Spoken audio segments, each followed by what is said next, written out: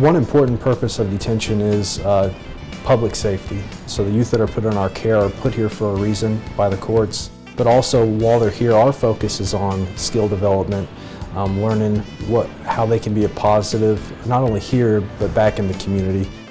A lot of times we work with youth who come in maybe scared of the environment, they're intimidated, they don't really know what to expect. So when they realize that we're here to help them, it kind of changes their perception of what this facility can be. Relationship building is a huge part of your job, and honestly around here, the better relationships you build with these residents, it's going to make your job a lot easier, and that's what I tell people when they first start. It'll be as simple as sitting down and we'll play cards, because obviously they look at us as figures of authority, but if you're sitting down and you're kind of on their own level and you're laughing and you're having fun, that's going to open them up and it's going to loosen them up. As a staff member, when it comes to admissions of a new client or a client that we've had previously, we have a series of questionnaires that we go through. We also ask them some mental health questions if they've had any history of mental health issues. And we also want to maintain safety for the clients that we have in our care. So we go through a search process. We check belongings that they're bringing in.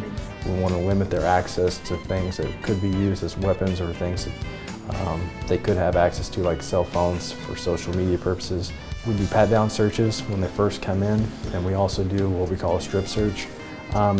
We always have 2 staff members present during a search like that, where we make sure that they don't have anything on their person that they're trying to bring in, whether that be drugs or weapons, anything that can be used to harm others or themselves.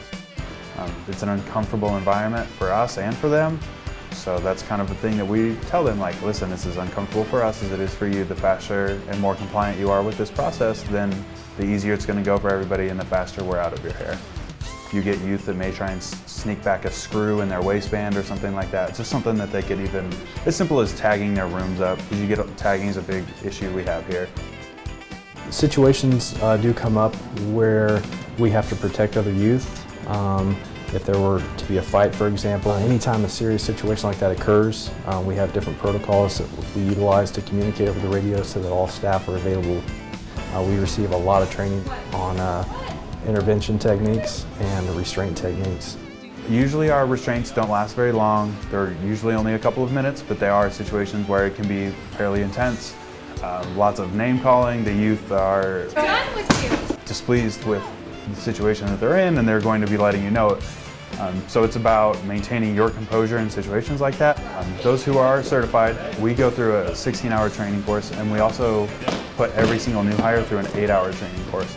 In our facility, we have 3 different checks that we can complete. Every youth in the facility undergoes our regular accountability checks. We have 3 heightened observations that we use. One of them is a medical watch. Those are done every 10 minutes. That may be if a kid has experienced some pretty severe sickness or something and we just need to go in and check on them. The bigger ones that you'll see, the more frequent ones, are our close observation and our suicide watch. Those are situations that can be pretty terrifying sometimes, because when you're going in and you have a youth that is wanting to kill himself or wanting to take their own life, you may have to go in and we have fiber cutters on our belt and we may have to remove a bed sheet from somebody's neck. Being in a detention environment for staff can be stressful, so it's very important for staff members to have positive communication with each other, make sure that we can have each other's back, that we support each other. So if we see a staff member struggling, or if we see somebody who needs assistance, that we're right there to help them. We've got routines and schedules that we try to maintain. During the school week, the residents are getting up, they're going to school, so they spend 6 or so hours in school. They get an hour of gym time in that school time. We do search the rooms on a daily basis. Every client has their own room, so we'll go through the room. We'll check their toilet, their sink, their bed, their bedding, any personal belongings that they have. A few of the things that we look for are obviously contraband that could be used as a weapon. We also have a limit on how many things they can have in their room. So if they exceed those limits, then we'll make sure that we communicate with the youth, let them know what the expectations are. Oftentimes we have youth who go to court, and the judges will order a UA to be completed. We get the UA cup, we get the information for the lab. We make sure obviously that we wear gloves, that it's a sanitary environment. The youth will provide the sample in a cup. We also have to observe the clients as they provide the sample to make sure that they can't add anything to it that shouldn't be added. We have our own separate room. We have color tablets that go in the water. We have a window basically that gets covered, so we'll just uncover so we're not actually in the room with the youth. We're just kind of observing to make sure they're not diluting the UA with the sink or anything like that.